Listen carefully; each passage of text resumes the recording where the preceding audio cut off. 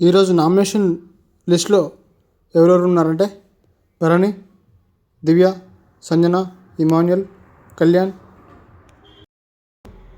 అయితే ఇందులో special power తోటి రీతుని నామినేషన్ నుంచి సేవ్ చేసింది తనుజ. ఇక ప్రోమో చూస్తే ప్రోమోలో రీతు పవన్ ఎమోషనల్ని అవడం నాకు కొంచెం ఎమోషనల్గా అనిపించింది.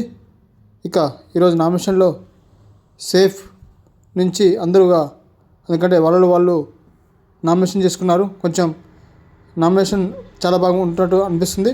ఇక ఇమాన్యుయల్ ఈసారి నామినేషన్లోకి వచ్చాడు, ఇప్పటికైనా వచ్చాడు, చాలా మంచిగా అనిపించింది. ఎందుకంటే ఓట్ బ్యాంక్ పెరుగుతుంది, చూడాలి మరి అతను ఎంతవరకు ఓట్ బ్యాంక్ లాగుతాడో, ప్రజల నుంచి ఎంతవరకు సేవ్ అవుతాడు, విన్నర్కి ఎంతవరకు దగ్గరగా ఉంటాడో ఇమాన్యుయల్.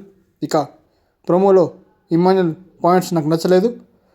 రీతు పట్ల, భరణి గారి పట్ల మళ్ళీ సేఫ్ ఆడాడేమో అనిపించింది. పాయింట్ సరిగా చెప్పలేదు ఇమాన్యుయల్.